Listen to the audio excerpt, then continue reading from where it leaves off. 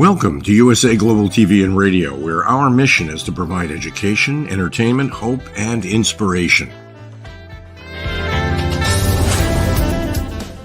USA Global TV and Radio connects you with experts and audiences all around the world every single day to help you succeed in business and to live a richer life. Visit us at usaglobaltv.com to learn about career and life-changing training and mentoring programs like the Listening Mentor. Subscribe to our newsletter to stay informed about our special programs and offers. Discover how you can become a guest on one of our shows or a host or producer of a USA Global TV and Radio show of your very own. That's USA Global TV and Radio, where the doctor is always in.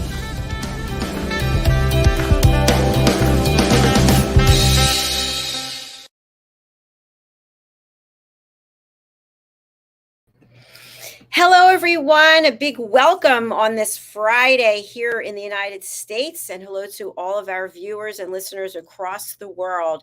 This is USA Global TV and Radio, and I'm Dr. Jacalyn Kerbeck. Our show today is the Listening Mentor, where we explore various situations, relationships with the star of our show. It's Caroline HEWARD, the Harley Street stress expert. Welcome, Caroline. Hello, good to be here. Nice to have you with us. It's great to be back on the stage with you and all the expertise that you have as a therapist and helping people bust their stress. Tell us a little bit about the work that you do and the value that you bring. I know you love saying bust your stress.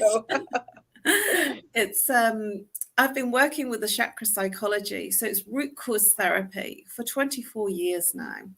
And essentially, we all have stuff that doesn't work, whether it's physical ache and pain, emotional, sadness, loneliness, whether it's mental ache and pain. We all have things that we're complaining about that are just not working.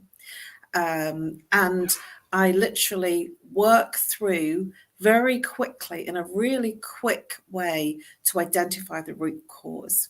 And it literally obliterates your stress and the initial pattern where it started, and you will feel incredibly relaxed and have an incredible night's sleep. And I offer a free 30-minute Zoom or Skype consultation, or if you're a bit camera shy, then you can call me on +44 0 if you're international, 07523 120 189, or email me if you want to set up a free Skype or call on nomorestress@live.co.uk. And there is nothing that I can't help you break through and bust your stress. Bust your stress, bust your stress. Yes, I love it. Fantastic. Thank you, Caroline. Today, we're going to be talking about family dynamics and how to truly appreciate one another. We have a role play that we'll be watching. And so our audience knows you have never seen this role play before. You love when I just, throw you curveballs, right? You do that to me, Dr. Jacalyn, and luckily so far, cross fingers and toes, I'm able to deliver. Let's trust I can do it tonight too. You certainly will. What's it been, 2 years or more, Caroline? I don't even know. Everything I throw at you, you always have an answer. That's because you are an expert, you are a professional, and you take your work very seriously. And I highly, highly encourage people to reach out to you on your email, on your LinkedIn, on your website. Go and reach out to Caroline. She wants to help, and she will help you. All right, let's take a look at this role play. So I just want to give a disclaimer, which is anytime we watch a role play, these are people who are acting. They are acting in a role. This is not a real situation. Maybe when you watch it, you're going to be reminded of your own real situation in life. But I just want to make sure that in case you know the people who are in the role play, you don't think that this is that we filmed them. They filmed themselves and they actually sent this in to me. So let's take a look at a father-daughter role play where the discussion at the dinner table is about the daughter's career. Daddy, you know, I've been thinking, and I don't really want to be a doctor. I want to be an actress, like those I see on the TV, like Gabrielle Union, like Taraji P. Henson. They're rich, they're popular, they're famous, and their lives look so nice. and I think I can be just like them. No, being an actress will not help you. Being a doctor would be a better choice. You know, being an actor involves too many moving parts. The human body will never change. And once you go through the mill and become a doctor, you are set for life. Reconsider your decision. It will really help you. I think you're wrong. I think if I apply myself and give it everything I got, I can be just like them. You know, the world makes opportunities for those who are willing and able. And I think if I work just as hard, I can achieve whatever I want to achieve and be just as successful and rich and famous and live in Hollywood and have a nice house. Willing and able is just a necessary condition, not a sufficient one. Right? Picking and choosing wisely your career will go a long way to help you in the future. And I urge you to choose becoming a doctor or maybe a pharmacist, right? And I think that will really, really help you, and it will make you that rich person who, has opportunities for jobs in the different states and all over the world, rather than a hit or a miss job like an actress. Reconsider your decision. I disagree for you to become an actress.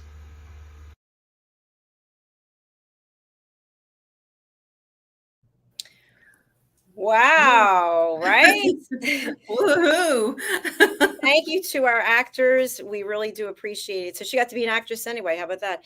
So, as you know, Caroline, as our audience knows, this show is called The Listening Mentor. So you and I are advocates for the power of listening at an elevated level. And when we are in family situations like the one we just witnessed, we're not necessarily listening at an elevated level. What did you notice, Caroline, about the behavior of the two actors in this clip that we watched? Well, the father was completely disinterested in hearing anything. He'd actually even turned his face away because he was totally disinterested in what she had to say. And at the same time, he did hear what she said, because he also, as soon as she stopped speaking, looked at her and pretty much, is it okay if I say slapped her down? Because that's what it looked like. He literally sort of said, this is not right, this is not good, this is, you need to be a doctor. So he had his own mind of what he thought she should be, and dismissed everything. But the eye contact wasn't there, even though he did hear, because he did go back and say, this is not right for you. I can't remember the exact words, but this is, you need to be a doctor and not an actress. This is not going to give you what you need. You'll be set for life in being a doctor. And she was desperately, pouring everything, all the enthusiasm. But when she was being met with the negativity from her father, she was almost despondent. You could see her face drop. And then she still went back in again and said, but father, it was, and I felt for her that this is, a father saying, you want to be in a proper professional career and not something that you're not going to be set up for. So I kind of get where he was coming from, but the father just wasn't listening or interested in her choice. Very good summary. You were definitely listening. So thank you for that. Now, when you first started to speak about what you saw and what you heard, I heard you say the father was listening because he was able to recap what she had said. So he turned his face away from her. He didn't want to look at her. Yeah. And so therefore he was disengaged in terms of showing respect for what it was she had to say. Yeah. Yet he heard what she had to say and he didn't like it. Yeah. So I'm not a parent, so I can't speak to this. But what I can speak to is that regardless of what the relationship is, what the titles are among the two people, if we don't listen to what someone else has to say and we are imposing our own thoughts about what we think is best, then that can cause a divide between the two people. And that divide is like a chasm that can get bigger and bigger and bigger. So if we look at that situation that we just saw, what do you think could be something that would happen as a result of the daughter not getting the father's approval? What are some things that could happen? Well, it'll cause hostility in the relationship. It will be that she will feel rejected in terms of her own mind. You know, she has to do what her father wants or else nothing else is acceptable. So that will lose her a level of confidence or self-esteem. And even though he heard what she had to say in terms of wanting to be an actress, he was completely not totally against the fact that that was what she wanted. So then it's from the father's perspective, she will see that nothing that she wants to do will be approved of, and that will have an effect on the way that she feels in terms of her responses to her father and to other people. Excellent. Thank you, Caroline. And the father wants the best for his daughter. And obviously, he's lived more years than she's lived, and he's seen things that she hasn't seen. So his concern for her taking the path of being an actress, that concern could be valid based on other actors and actresses that he's known and he's read about, that it only takes this. All the planets have to be in alignment. You've got to have a lot of luck and you've got to have some talent. So as a therapist, if they came to see you, this couple, this father and daughter, and they came to see you, what advice might you give so that both could be happy and still have a good relationship with each other? To be open and receptive to what the other person is saying. So to look at, for the daughter to look at what the father is, his concerns, because he clearly has concerns and wants the best for his daughter, but he can't see. And it's important to be both open in terms of their communication to each other, because if the father saw her responses, her openness, her enthusiasm, and her coming from her heart in terms of her communication and her excitement, then he might have been a little bit different. But it's important for both sides to be open, because being an actress isn't easy, you know, and being an actress is more about being in and out of work, and maybe he didn't want that for his daughter. So to be a little bit more open and explanatory in terms of why the father doesn't like what she wants to do and why the daughter really wants to do this, and actually looking at each other and being open to hear both vocally and physically. I love what you just shared, Caroline. Those words, open to hear. Many times, and I think we witnessed it in this role play, although from the very beginning he had his head turned, but many times we go to share something with somebody and we see the body language change, and you can tell exactly what the other person is thinking. They're thinking, this is a mistake. I'm not interested in hearing about this. This is stupid. This is going to fail. And the other person is left wanting to confide in the other person, and the other person shutting them down because they're judging what they're being told because of what their experience has been or what their belief system is. That's very true. And unfortunately, we're always, you know, I'm sure that the father had his daughter's best interest at heart, but we all have to experience life for ourselves, because no two people are going to have the same life journey. No two people are going to have the same life experience. And it is a different time. And I guess that, you know, sort of if we wrap that up, a parent is always going to be concerned about their child. Absolutely. Caroline, if the role play started out a little bit differently, Daddy, I want to talk to you about something. I know you're not going to be thrilled about it, but I'd ask you to keep an open mind. Is that helpful, or does that put the other person on the defensive? Well, it's a good start, because you're then framing the conversation I've certainly done that when I was looking to go and be a therapist with my mum, because I'd done so many years studying and so many qualifications to do the work that I was doing.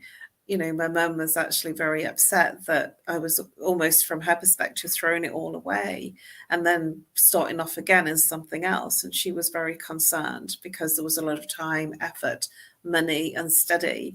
And no parent wants a child to suffer in that way and start all over again. So I do feel that the parent will always have the best interest of the child at heart.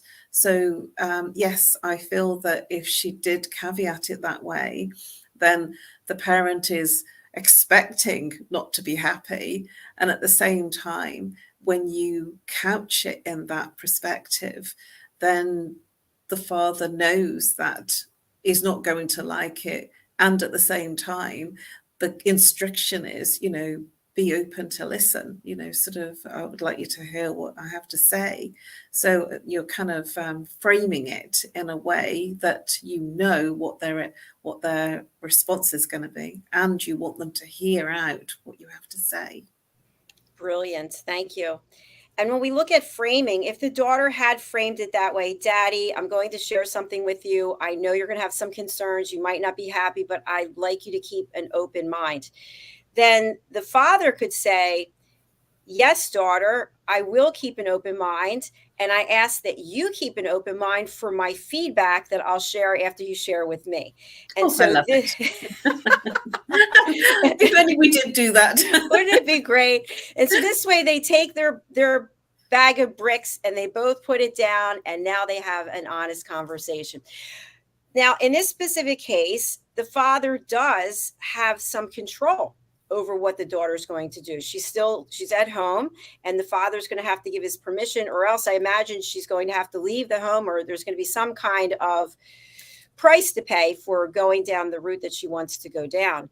In situations where there is not control by another person, where you have the right, you have the time, the intention, the financial ability, the wherewithal to do whatever it is you want to do, that's a different situation. In a family, though, with the family dynamics, it's not always that way, because what one person does could affect the other people. And so I think that's where the work that you do really comes in strong demand for people, so that they can figure out, how do I react? How do I work with my family so that I'm not offsetting anybody or off-putting anyone? I did have a client call me, and his daughter had gone, from his words, off the rails and wasn't attending school and wasn't doing what the father wanted her to do. And he called me up because he was having problems, and he was being very dictatorial to his daughters. You can't do this, you can't do that, you mustn't do this, I'm not happy about that. And he was being really, really controlling. And I suggested and invited him to step his foot off the gas to enable her to feel her feet. Because I said, if you keep being negative, saying, don't do this, don't do that, I'm not happy about this, and I'm not happy about that, and like everything that she's doing, being negative about it, he's going to push her away. And he says, oh, right, I'm doing it to protect her. I care about her, and I don't want her to make the mistakes. And I also had a conversation with his daughter separately, and it was over the telephone. And she commented that she was making these choices to literally upset her father, because, you know, she was almost like saying, I'm going to do it anyway just to displease him because I can do it. And I, you know, offered a comment about the fact that she was actually changing her probably her initial responses because she was trying to get control. So it was a fight for control on both sides. And what happened out of that is she backed down and he backed down, and they got on much better. And so we do have these things that happen in the family where we trigger each other because we know what buttons to press. And this is family life, welcome to the family. And at the same time, it's important to recognize sometimes our siblings and our parents have our interests at heart, and they want us to have the right things in life. They just don't know how to go about it. There's no parenting school. That's true. There's no parenting school. There's no listening school. That's why we provide this education that we provide. So in terms of the role play, and for people who are joining, we've had a lot of people that have been joining us through this program. Probably should run the role play again. But for people who are joining us, we looked at a role play today between a father and a daughter. The daughter is very adamant about becoming an actress, and the father would prefer that she becomes a doctor. And the daughter gives a lot of reasons as to why she wants to become an actress, which, by the way, is very interesting, comparing or talking about other people who are actresses, and about the money and about the fame and about Hollywood and having a big house. So the father also could have brought some other perspective. He could have said, you know what, thanks for sharing this with me. I need to think about it. I'd like to take some time and do some research about what it takes to be a successful actress. Would you be open to that? She might say yes or no. And then he comes back and says, I did some research. Are you open to hearing about it? Yes. Well, 1 out of every 10,000 people who cross the streets of New York end up becoming whatever it might be. And so therefore could actually bring a different perspective, as opposed to one that's based on emotion and fear. What do you think? I would agree with you in terms of emotion, because when we go into our emotion, our intelligence goes down. And so when we start communicating from a place of emotion, upset, anger, then what we say doesn't come out as well. And so it's important to keep the emotions in check, and then our intellect stays intact, and then we say rational things. And it's also really important for both parties to be respectful of each other's feelings, thoughts, and rationale, because we're all different. And if we're open to hear, then we might actually change our minds about what we're thinking about. I certainly have been open with my mum, and then I've said, okay, I've listened to that, and no, I still want to go ahead with this. But, I always feel that the parents are making those suggestions from a place of emotion because they are worried about you. And I think that's spot on what you shared. Also, from the child's perspective, if the child is getting pushback for everything that they want to do, then I think that can also impact them as they get older. And then that can cause a certain amount of resentment, that you never let me do anything I wanted to do. You never supported me in anything I wanted to. Well, what you wanted to do was stupid. Why would I support something stupid? I was looking out for you. And then it goes back and forth. It's like a ping pong match that nobody wants to watch. Well, I've seen, friends that have qualified and trained in the professional type services, such as solicitor, lawyers, barristers, accountants, bankers, and they hate it. And they actually wanted to do something a lot more creative, but they pushed through all the training and the qualifications, and they did what mummy and daddy expected of them. And then they're in a profession that they just can't stand, and because there was an expectation, a demand on their progression in life.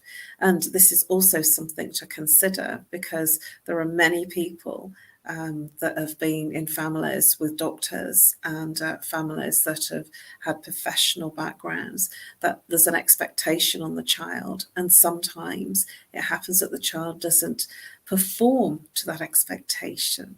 And so then I actually see clients that have got low self-confidence, low self-esteem, because they didn't do what the family was expecting them to do. They didn't get the exam results, and that causes all sorts of challenges in terms of the way that they enact in life, in adult life, because they didn't meet the expectations of their family, their peers, their siblings, and of course themselves. Yes, absolutely. And I've also heard family dynamics where the parent will say, every generation has been a doctor. Every generation has been an accountant. You're no different. We're expecting that you're going to carry on the family tradition, or we're expecting you to come into the family business. No, I want to be an actress. So another question I have for you, Caroline, is there any rationale to going and doing what your family, what your parents expect you to do? Go out in the corporate world, go do this and make a name for yourself, and then you can be an actress. Well, I've seen that too. I've seen many people, do what they were expected to do and get all the grades and, do the things in terms of the work aspect and the academia, and then feel so unhappy that then they've had to leave through ill health, through anxiety, depression, stress. And so they've actually suffered through doing what was expected of them. And then they've done what they wanted to do. We are here for a very short time. And I feel it's important to live the best way that we can for ourselves, rather than living our lives for someone else, through someone else. It's important to live our lives for ourselves. Yes, it is, definitely. Caroline, I want to play the role play again. And this time I want us to focus solely on the daughter and her facial expressions and her body language. Okay? All right, let's take a look. Daddy, I've been thinking, and I don't really want to be a doctor. I want to be an actress, like those I see on the TV, like Jacalyn Union, like Taraji P. Henson. They're rich, they're popular, they're famous, and their lives look so nice. And I think I can be just like them. No, being an actress will not help you. Being a doctor would be a better choice.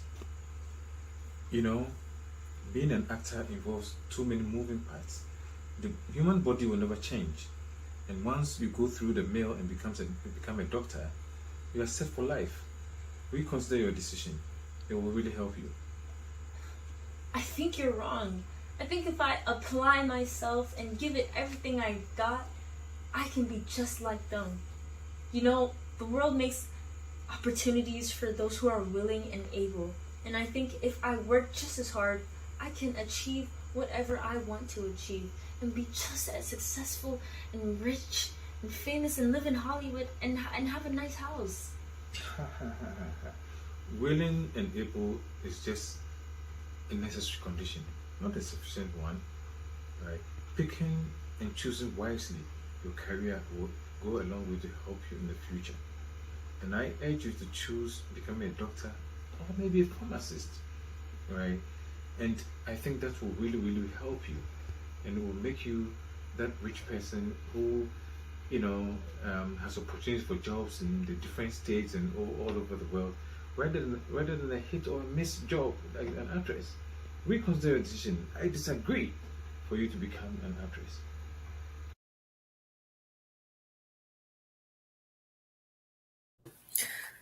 Whoa. She's a great actress, isn't she? Yes. Yeah, the father did well too. What did you see in her facial expressions and her body language? Well, she was very excited when she was sharing what she wanted to do. And then she was also very open and listening to what her father was saying as well. And when she was listening to her father, her energy and her whole physiology just dropped. And you could see that she was upset. I could see that it was like a sort of sort of feeling that I got. Certainly I would have felt it if I was in that position.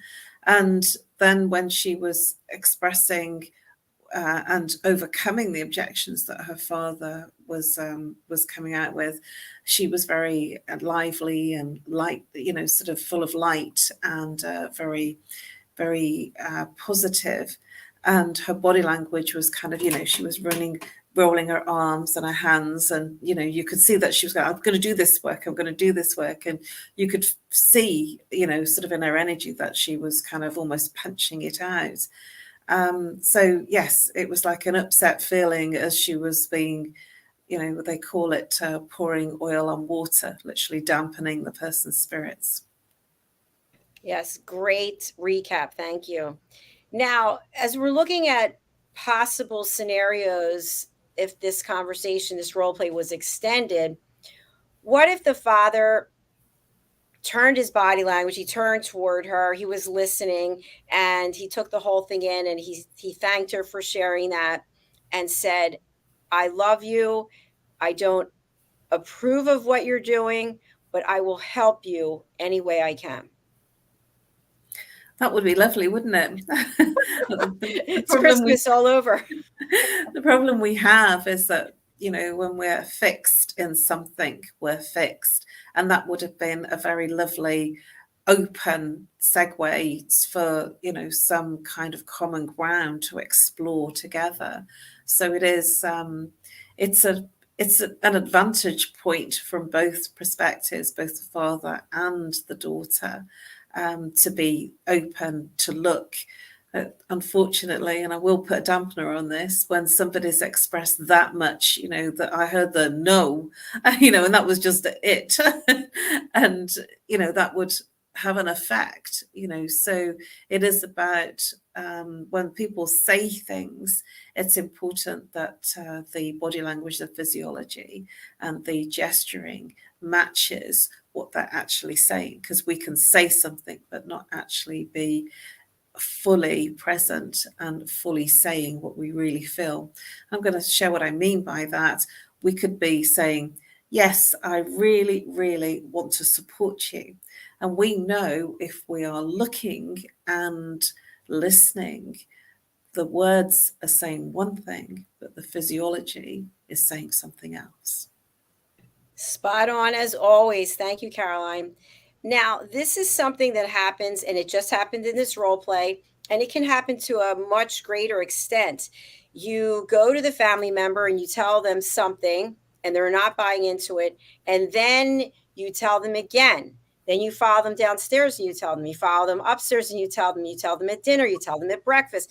And it gets to the point where the person is so worn down, they finally just say, go ahead, just leave me alone. Stop bringing it up. What do you think of that as a strategy? Well, that's known, it's a control drama to gain control energy, and that's the interrogator control drama. There are 4. It is one of the aggressive control dramas, and essentially we steal energy because we haven't been taught how to create our own energy. And so every time that there is somebody that's interrogating, so you will do this, why won't you do this, why won't you do that, then it takes away the energy from the other person. It makes the other person aloof, which is why the exasperation of, oh, okay, I'll just do it. So they worn them down. And the person that's gained the energy is the interrogator, the one that just keeps chasing you in terms of all the different rooms, because they want to win. And it's about gaining the energy of the argument, or the energy from the person that's giving up. So it's a power struggle, what it comes down to. And nobody wins in that case either. So no. So I think one of the things I really want people to be able to take away is how to proceed within your own family when there are topics that are not agreed upon. What tips can you give to people about how to keep their family dynamics at a high level while still keeping their independence and their integrity? This one's a good one. The thing that's important to remember is that we're all different. and there isn't a one way fits all. We're not all the same, and we all have a different personality and dynamic. And so it's important to remember that everybody has a part to play. So to listen, to be open, and at the same time be respectful of each other. And I'm going to say this, and it's going to sound really, really corny, agree to disagree, because it is like the corny thing to say, that we all can have an opinion about something, but we don't all have to agree to what each other feels and thinks. It's important sometimes to see and hear the other person's perspective and not agree with it, because we don't have to agree with everything that somebody's telling us. And it's important to be open to hear what they're saying, and at the same time have your own personal perspective, and to allow each person to have their own personal opinion. Yes, absolutely. Just a quick example before we close out for today. I know of a situation where a family member passed away, and there was a large estate that was left among the siblings, and the siblings could not come to an agreement. There were some that felt one way about certain parts of the estate, and so they basically decided they were going to sell everything. And from a financial perspective, it really didn't make good sense, because there were a lot of taxes, etc. It doesn't matter, but that's what they ended up doing, because they could not come to an agreement, and they will end up suffering financially, individually and collectively. It's very sad when that kind of thing happens, because there are some people that are very much in their emotions. Emotions run high when a family member passes away, and some people are very good when something like that happens in the family, and they have their head, sort of very family open to deal with the matters, that have to be dealt with. And it's important to recognize that people are people, and some people are grieving and will make decisions from that place where they probably wouldn't have made those decisions if they were not in that emotional space. And this is why it's really good to have those, what I would say, are difficult conversations with family members if there is an estate, rather than putting it to the family to sort out afterwards, to sort out the affairs before the person passes away. And I know that's like a cop-out, but then when the person has expressed their wishes, then there isn't that debate and that upset conversation that goes through the family. And it does mean that we have to be a little bit more intuitive in terms of have the affairs in order, just in case anything happens to us. Excellent. Thank you. And I think something that you really just you put so beautifully, and I think people get tripped up on this, is not every minute of the day is an appropriate time to ask someone something. And we talk about this, permissions and boundaries. Just because, and I'm not talking about that specific example, but just because this is a great time for you to want to go and spread whatever it is that you want to spread, that doesn't mean that the other person is there because they have something else on their mind. And I think that we as humans, we get so upset or feel that we've been slighted when we want to share something at that very moment, and the other person is either A, not excited, not interested, or not available. And to me, I think that becomes more of an ego thing, and more throwing a tantrum because we can't get the attention we want at the minute we want it. We're all human. and it's important to remember that, we can all trip up and we can be preoccupied. And when it's not the right time, maybe the person forgets what they wanted to share with you. And so then the moment's gone. I've heard that expression, the moment's gone now. What's the point? I don't want to share it with you. And, you weren't here when I wanted you to hear what I had to say. It's very difficult because, your time might not be the other person's time. And it's very important to be respectful of each other's time, which is obviously affecting people's boundaries. What might be the right time for you to share something that's the most explosive and powerful share that you're really excited about, the other person might be with their head with their accounts, and it's not the right time for them. When I've got my accounts going on, it's very difficult for me to raise my head and be communicative with anybody, because I've just got to get on with it, which is why I usually do my bookkeeping in the middle of the night where people aren't calling me or needing conversation, so I can just get on with it and not be in the wrong space with someone. So it is about understanding and being respectful of people's boundaries and what they're doing. It certainly is. And one final comment on this particular subject is I've heard this when somebody's excited about sharing something, the other person's in the middle of something. I've heard the first person say, well, now you ruined it. You ruined everything. I was so excited. This was like such a great moment. I wanted to share it with you, and you took it all away from me. Boom, bam, bam, bam, storming off. Well, then that's that person's stuff, and this is where we can literally throw our stuff onto someone else and say, hey, you did this to me, and now you've taken it away. No one can take anything away, and no one can make you feel something. Nobody can make you feel sad or angry. You make you feel those things, and no one can take away that moment from you. It's that you took that moment away from you, and that way you're always in control, because you can decide how you're going to respond, and that's what we are in control of, what and how we feel in the moment, because nobody can make you feel anything. You make you feel whatever it is that you feel, because we all have choice in the way that we decide to react and respond. So it's about your reaction and your response that creates your experiences and your feelings. Wow, that was so powerful. I wish I had a giant television in front of me. I've got a smaller one this side, but you filling up the screen with those words of wisdom, so powerful, Caroline.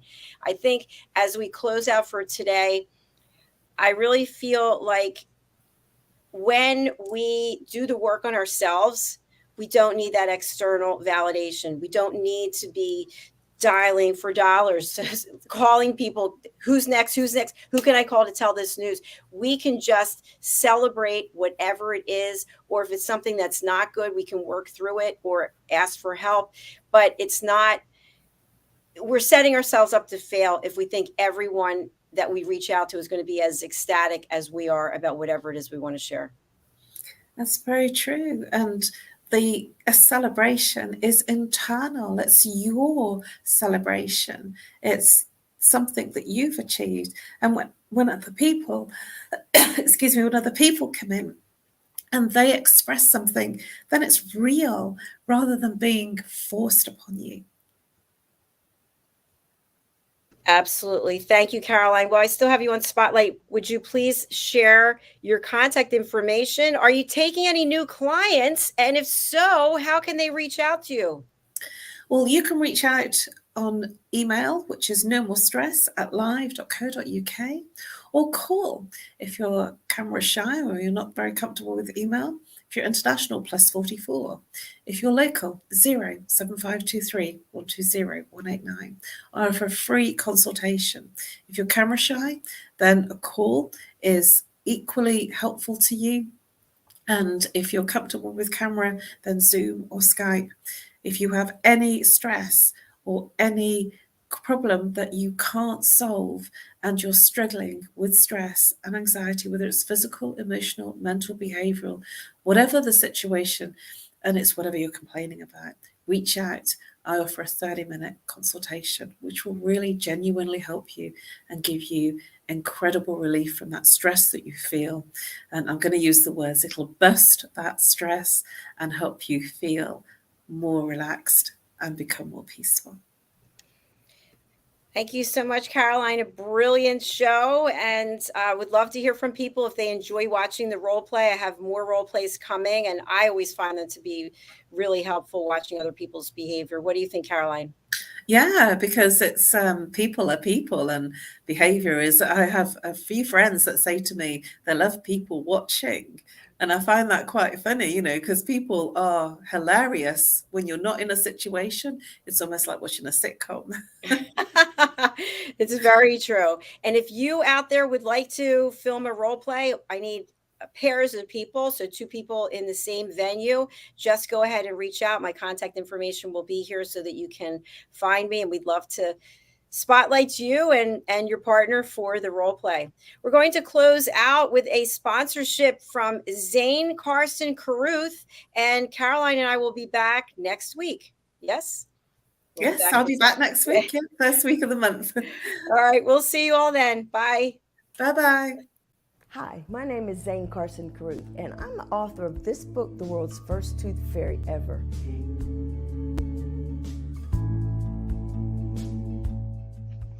Reading is magic. Studies have shown that reading to your children lays the foundation for greater success in life. Reading helps develop language and vocabulary skills. It helps improve memory, and it encourages curiosity and inspires creativity. The benefits are immeasurable, and as a parent, you'll benefit too.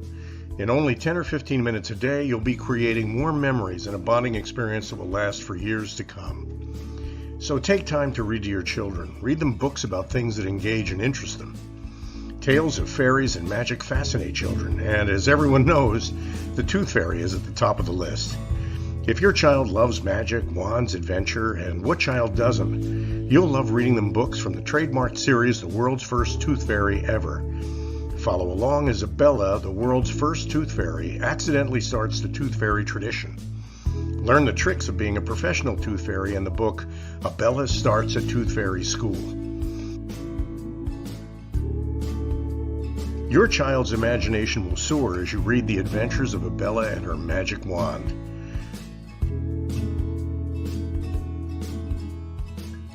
These wonderful books are available at worldsfirsttoothfairy.com and at Amazon, Barnes & Noble, and Walmart.